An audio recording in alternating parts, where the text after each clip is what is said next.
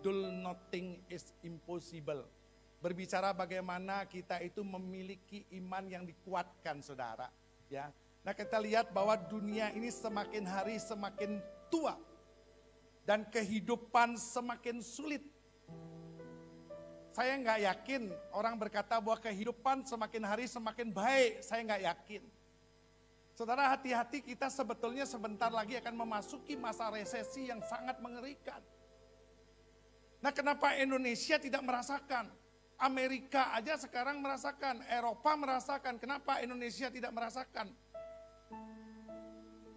Resesi itu sudah mengglobal, saudara. Karena di Indonesia masih ada Bapak Jokowi.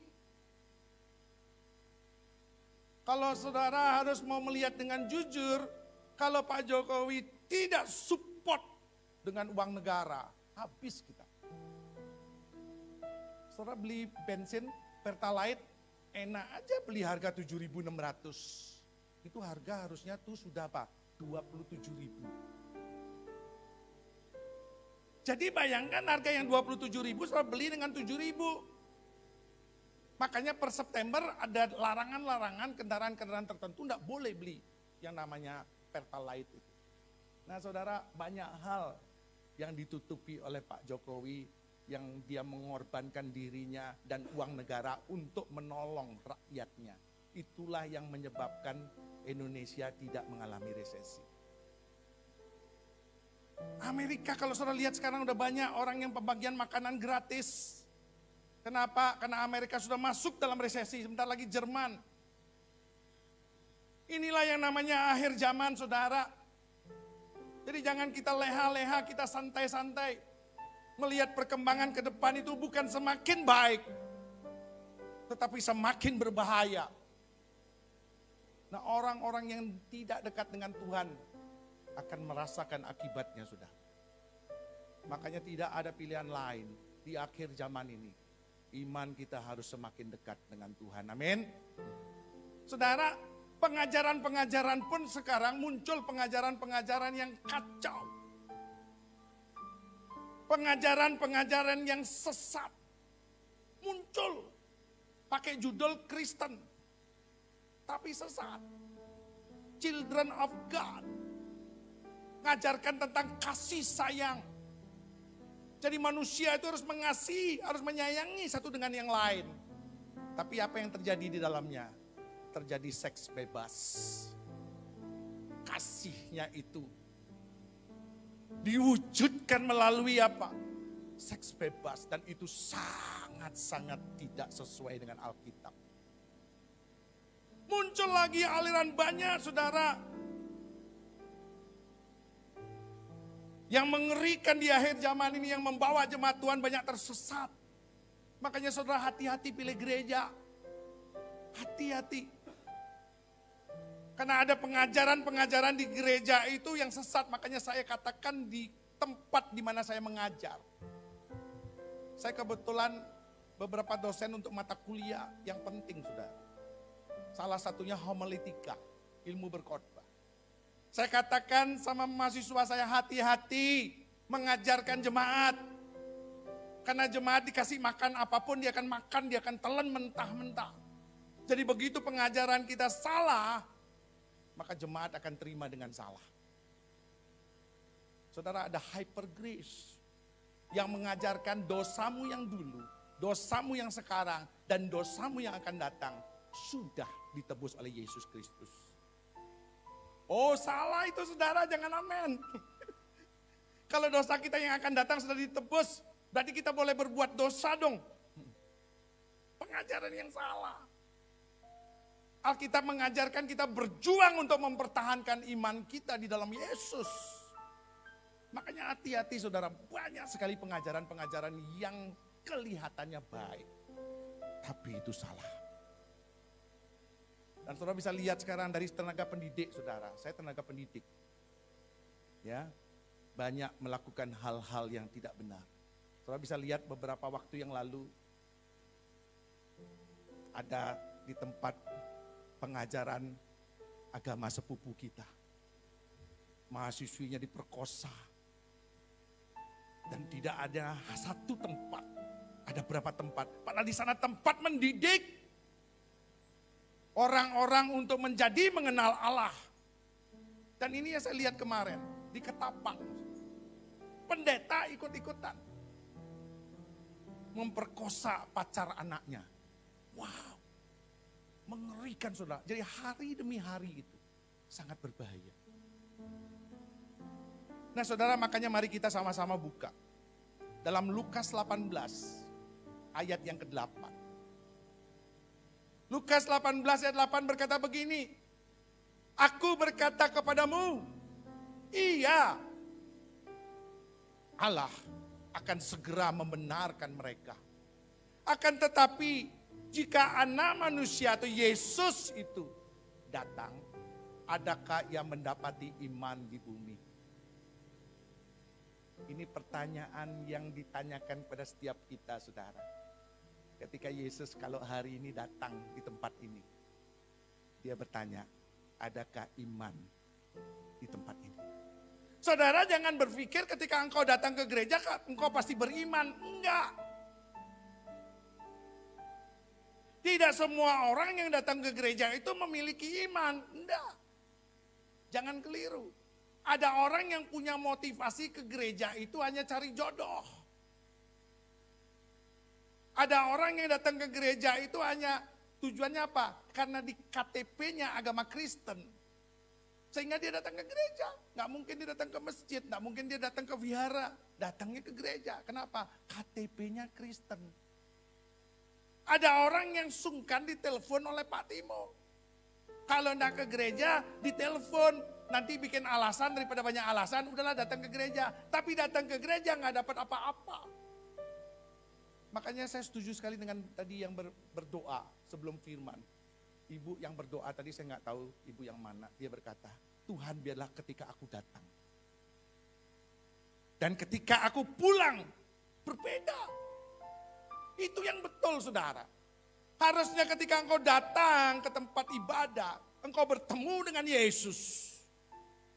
Maka engkau pulang akan terjadi perubahan. Kenapa? Orang yang bertemu dengan Yesus akan mengalami perubahan dalam hidupnya. Jadi kalau saudara datang ke gereja, hati saudara tidak disiapkan. Engkau datang ke gereja hanya sekedar datang, duduk, diam, dengar, dan delongop. Saudara nggak akan dapat apa-apa. Makanya penting sekali mempersiapkan hati kita untuk kita datang beribadah, saudara.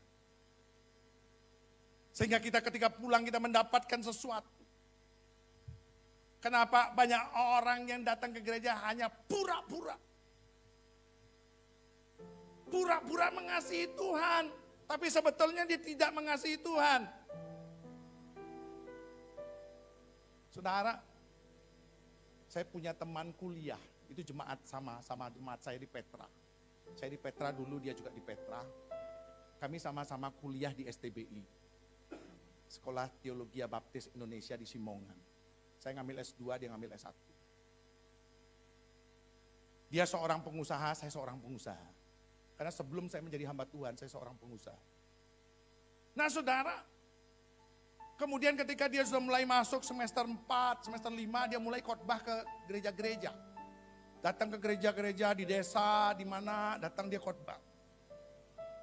Apa yang terjadi saudara? Kita secara kasat mata melihat, wah hebat nih orang. Melayani Tuhan kemana-mana. Tapi satu saat dengar cerita. Ketika dia khotbah di satu gereja, kepincut sama wanita.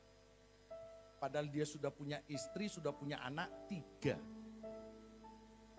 Dan akhirnya dia mengambil jemaat di tempat dia beribadah itu, berkhotbah itu menjadi istrinya.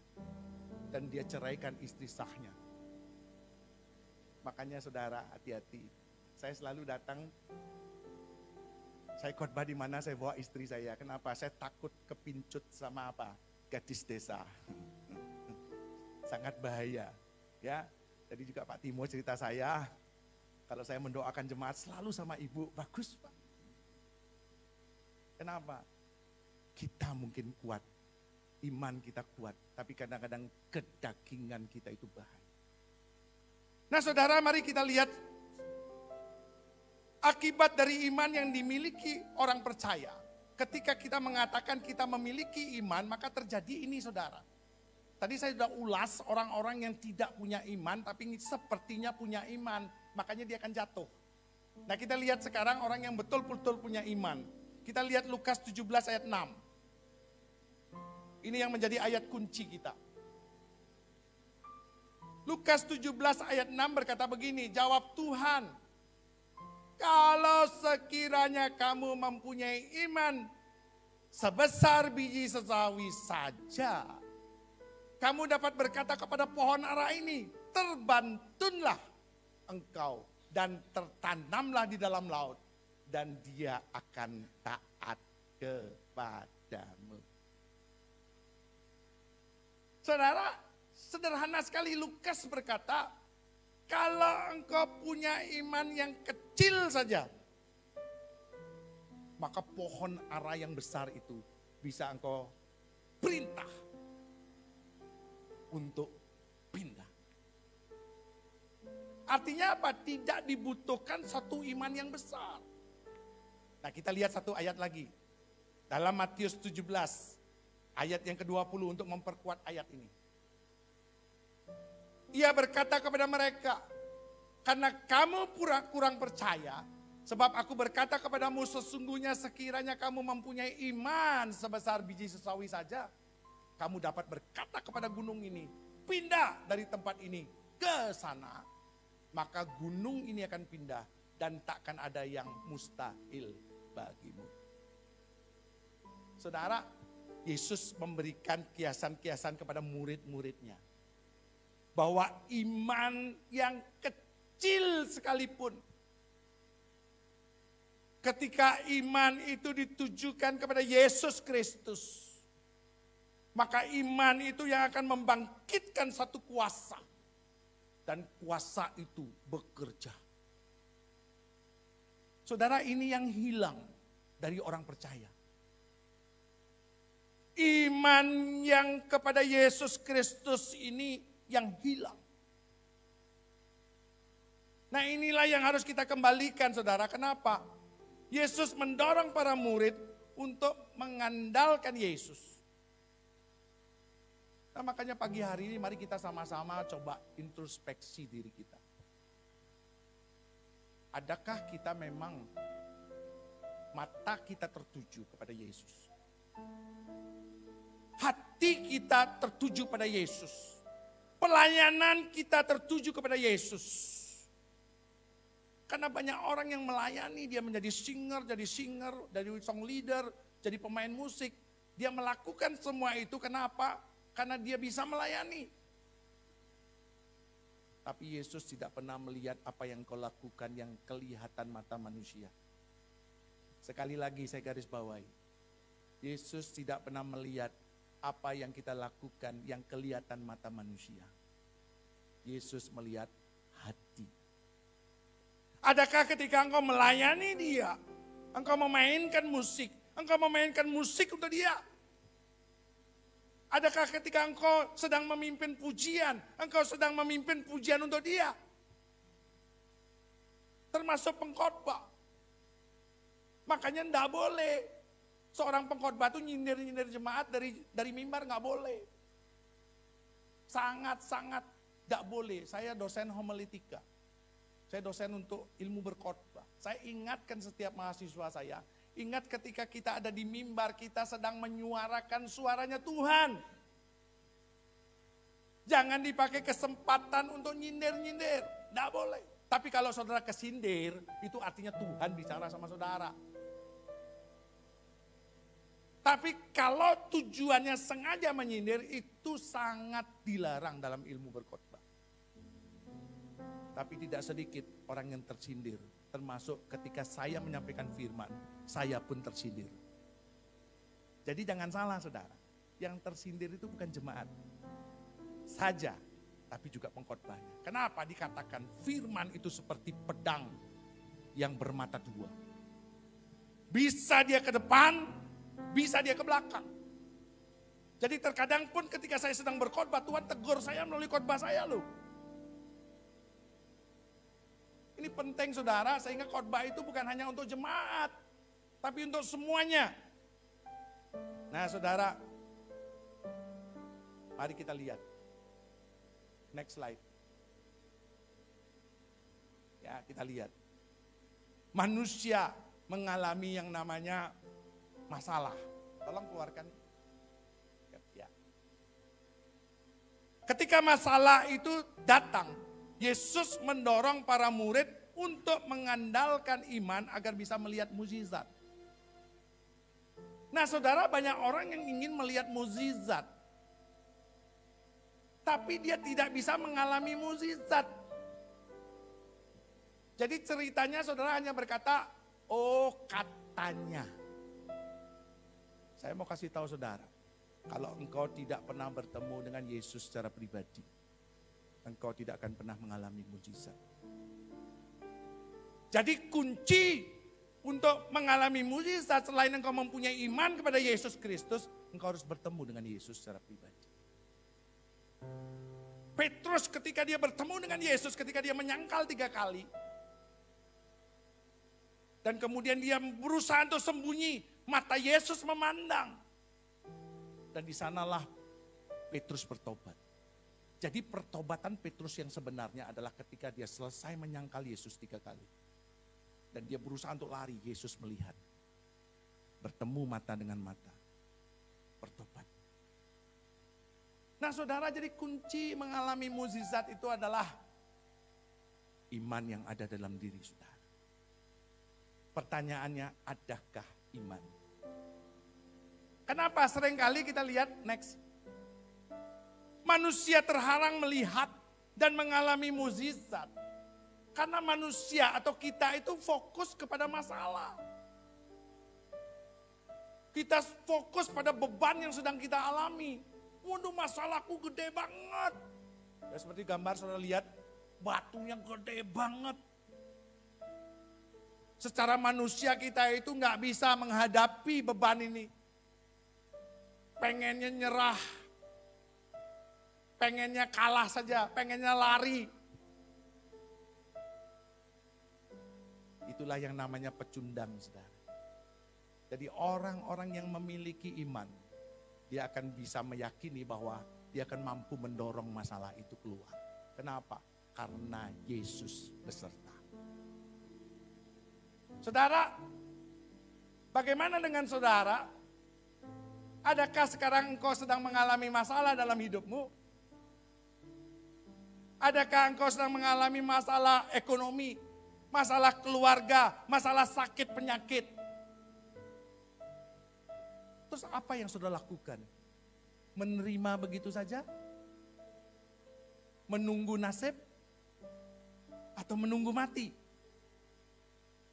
Saya kasih tahu saudara, engkau diciptakan di dunia ini.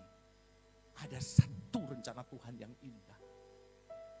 Yaitu Tuhan menciptakan setiap kita itu untuk jadi berkat bagi orang lain. Jadi Tuhan tidak akan membiarkan engkau bergumul sendiri dengan masalahmu. Sekali lagi, Tuhan punya rencana bagi setiap orang percaya hidupnya jadi berkat. Dan Tuhan tidak akan membiarkan kita bergumul sendirian dengan masalah kita. Nah kenapa seringkali kita diam dalam masalah kita? Karena kita tidak mau bergerak. Jadi bukan salahnya Tuhan, kitanya tidak mau bergerak. Kenapa kita tidak mau bergerak? Karena kita melihat beban itu berat. Kalau kita mau melihat bahwa Tuhan kita jauh lebih besar dari masalah kita, di situ saudara akan bergerak. Nah ketika engkau bergerak, Tuhan menyertai. Tapi kalau engkau diam, Tuhan juga diam. Karena Tuhan itu memberikan yang namanya free will kepada setiap kita. Kehendak bebas. Jadi kalau engkau tidak mau bergerak, engkau tidak menjalankan imanmu itu, maka tidak akan terjadi sesuatu. Ketika saya sakit, saya cuma tumpang tangan pada diri saya sendiri. Anak saya sakit, tumpang tangan. Dan banyak orang yang mengalami sakit, saya tumpang tangan. Saya cuma berkata, dalam nama Yesus, sembuh. Sembuh, saudara. Bahkan ada satu yang di ICU, teman saya. Dokter bilang 11 hari lagi mati. Karena pecah pembuluh darah di batang otak. Ketika saya datang mau berdoa, Tuhan bilang aku mau sembuhkan dia. Saya ngomong sama istrinya, Bu, suamimu sembuh? Tidak mungkin. Kenapa? Aku dokter. Wah, bayangin saudara. Istri teman saya itu dokter. Dan ketika saya bilang, Tuhan akan sembuhkan, dia bilang nggak mungkin. Kenapa? Dia melihat secara mata kasat. Dan profesinya sebagai dokter, dia tahu bahwa suaminya nggak mungkin sembuh. Saya bilang, kalau kamu percaya Tuhan, dia orang Katolik. Kalau kamu percaya Tuhan Yesus sanggup menolong, terjadi. Amin. Aminmu tidak ada imannya sama sekali. Sorry, nek seperti itu saya tidak akan jadi berdoa. Tapi kalau aminmu, kamu yakin bahwa Yesus sanggup, saya akan berdoa. Amin Pak, katanya. Nah itu. Saya masuk lagi ke kamar, ke ruangan dia di opnam. Dan ketika saya mau berdoa, saya mau tumpang tangan, saya lihat tangan dari atas. Shhh. Tangan yang bercahaya. Begitu menyilaukan cahaya. Saya tumpang tangan, Tuhan, aku numpangkan tangan. Bagianmu buat mujizat. Dalam nama Yesus, sembuh. Sembuh saudara. Pulang ke rumah sembuh. Baru kemudian kemarin ini baru meninggal 15 tahun kemudian. Dan meninggalnya bukan karena pembuluh darah yang pecah, penyakit lain.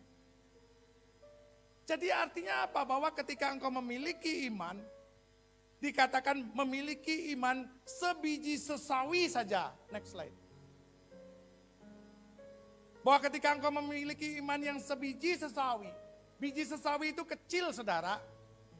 Nah, itu gambarnya ada. Nah saudara saya bawa nih. Kalau saudara belum pernah lihat yang namanya biji sesawi ini saya bawa ketika saya ke Israel. Ya saya beli ini, saudara bisa lihat. Nah ini. Nanti habis ibadah kalau pengen lihat lebih dekat silakan ya. Ini biji sesawi asli. Jadi kalau saudara mau tanam ini bisa tumbuh ini. Ya, kecil kalau bisa lihat di gambar itu. Tapi ketika dia bertumbuh, dia bisa menjadi pohon yang besar. Artinya apa saudara? Biji sesawi itu tak kecil. Iman saudara kecil. Tapi ketika iman itu ditujukan kepada Yesus Kristus, maka sesuatu terjadi. Beberapa waktu yang lalu sebelum COVID saudara, jemaat kami di Mahanaim, mungkin Pak Timo tahu yang suka main drum. Namanya Krisnu. Dia menikah dan kemudian istrinya hamil. Hamilnya 8 bulan terus dia nangis-nangis ketemu saya. Om Chandra tolong. Ada apa Krisnu? Kemarin periksa dokter, hasil ronsennya anak saya bulan depan lahir. Tapi dilihat ada indikasi nggak ada duburnya. Loh, kok bisa nggak ada dubur? Nggak tahu, ada kelainan. Sehingga nanti kata dokter ketika lahir, begitu lahir harus langsung dioperasi. Bayangkan om, anak yang masih bayi begitu harus langsung mengalami operasi. Perasaan saya sebagai papa, sebagai mama dari suami istri datang kepada saya. Nggak tega ngelihat bayi harus dioperasi karena nggak ada dubur. Saya bilang, apa pasti ada data otentiknya, ada fotonya. Wow. Oke, terus maumu apa? Saya mau didoakan om, agar terjadi mukjizat dan anak ini punya dubur. Kamu yakin Tuhan Yesus sanggup melakukan itu? Yakin om, benar. Benar om, Nita, istrinya namanya Nita. Nita, kamu yakin Yakin Om? Oke. Sekarang kamu pegangan tangan. Satukan hati kamu. Saya berdoa. Mereka bersatu hati, mereka berpegangan tangan menangis.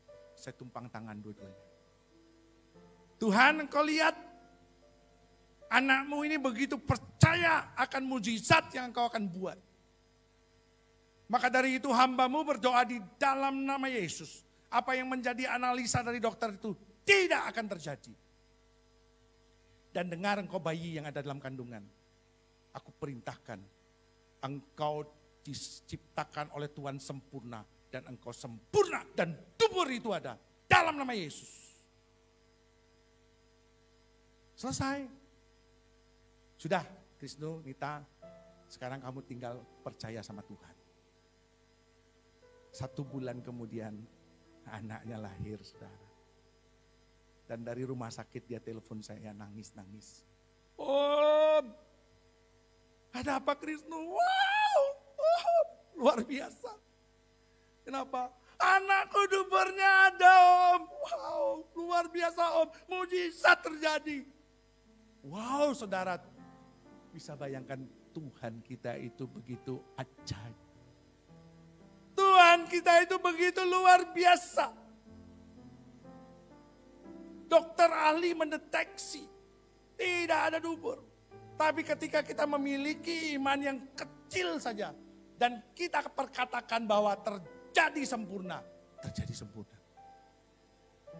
Saudara boleh nanti kapan-kapan main ke gereja saya ketemu namanya Krisno. Tanya dia. Saya tidak menambahi, saya tidak mengurangi ceritanya.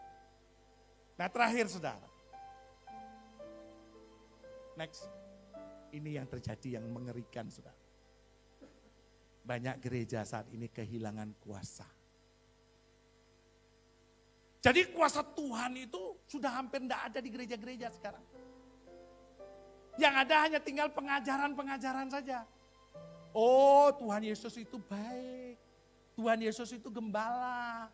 Tuhan Yesus itu nanti bawa kamu ke surga. Rajin ya ke gereja ya. Tepok-tepok ya. Rajin ngasih persembahan ya. Jangan lupa perpuluhan. Jangan lupa ngasih persembahan ya. Sudah. Saudara bukan itu esensinya. Itu oke.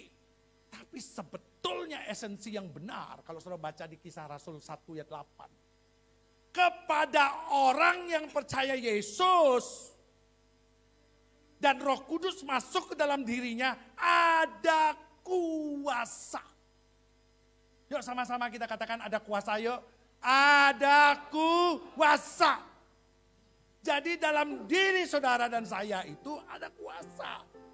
Makanya kalau saudara sakit jangan dikit-dikit panggil Pak Timo. Saudara ada masalah jangan dikit-dikit panggil gembala.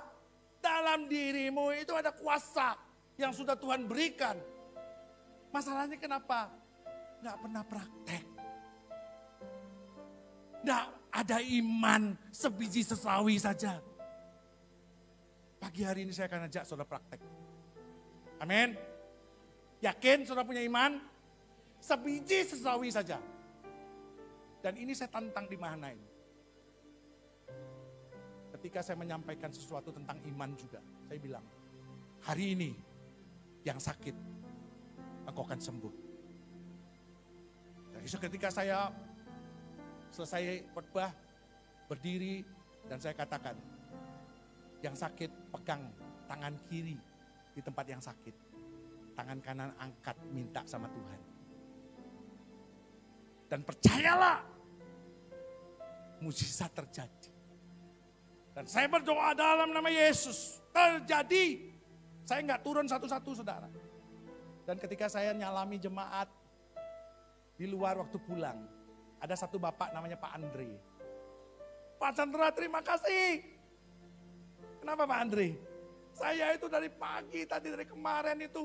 Saya udah mau ke gereja kenapa? Ambeien saya kambuh sakit gak bisa duduk. Tadi ketika Bapak suruh saya berdoa dan pegang di tempat di mana sakit itu. Saya katakan dalam nama Yesus. Dan seketika itu ambeiennya sembuh. Sampai hari ini loh saudara. So nanti kalau ke gereja saya temuin namanya Pak Andre. Ya, tanyakan dia. Karena dia yang cerita sama saya nggak tahu. Nah pagi hari ini saya menantang saudara juga. Adakah iman dalam diri saudara? Kalau ada iman dalam diri saudara, yuk kita praktekkan sekarang. Engkau sedang sakit, tumpang tangan pada tempat yang sakit. Engkau sedang mengalami masalah, tumpang tangan di dadamu. Apakah masalah ekonomi, masalah keluarga, masalah apapun yang sedang kau mau alami, tangan kirimu taruh di dada, tangan kananmu diangkat. Kalau sakit, tangan kanan diangkat, tangan kiri tempat sakit. Mari kita sama-sama bangkit berdiri, kita praktek sudah. Kita akan praktek mujizat. Ayo bangkit berdiri saudara. Khotbahnya udah selesai. Kita sekarang praktek. Kita akan nyanyikan Hatiku Percaya. Haleluya. Hatiku percaya.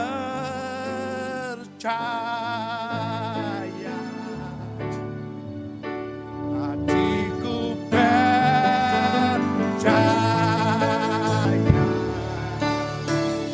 Hatiku percaya.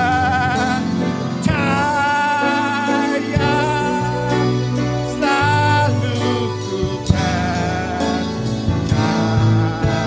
Katakan hatiku percaya. Hatiku percaya.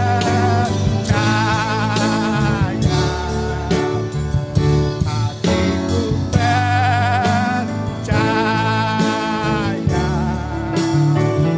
Hatiku percaya.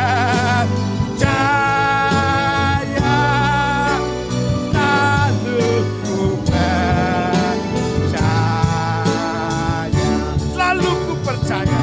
Selalu ku percaya. Selalu ku percaya.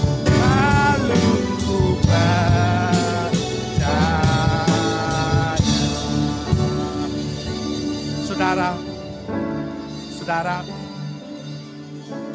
mari kita praktek. Apa yang kau sedang alami saat ini, saya tidak tahu. Tapi percayalah, dia ada di tempat ini. Dan dia punya kuasa itu. Engkau tinggal hanya memiliki iman sebiji sesawi. Iman yang kecil saja. Maka terjadi. Bebanmu akan lepas. Sakitmu akan sembuh. Ekonomimu akan pulih. Di dalam nama Yesus. Mari angkat tangan kanan saudara. Tangan kiri letakkan pada yang sakit. Kalau saudara sedang punya beban masalah, tangan kiri taruh di dada. Bangkitkan imanmu. Oh, haleluya. Haleluya. Haleluya. Haleluya. Hatiku percaya.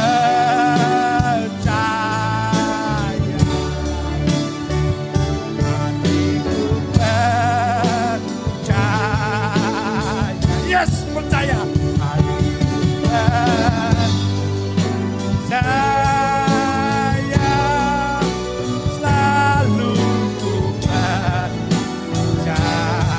Sekali lagi katakan hatiku percaya.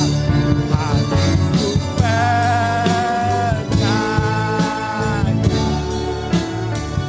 Hatiku percaya.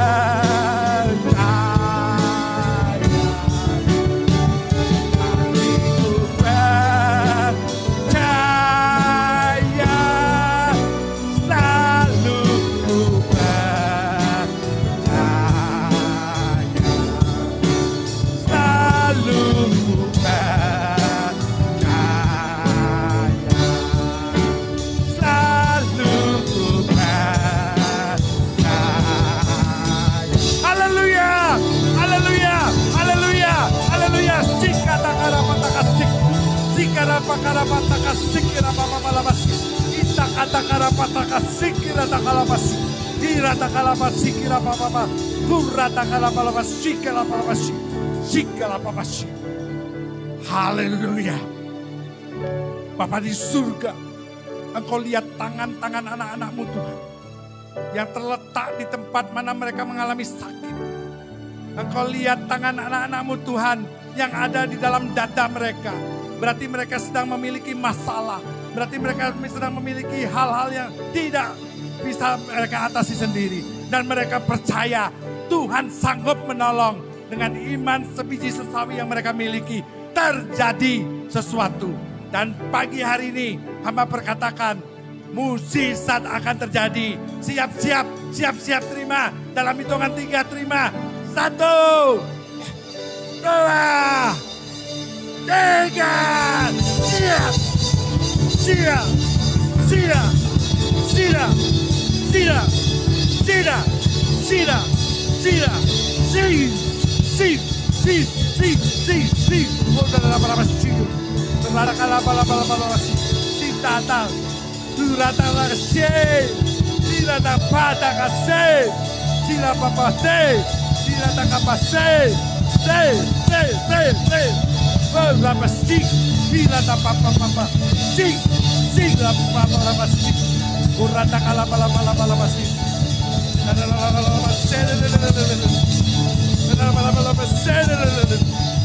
Lama sip.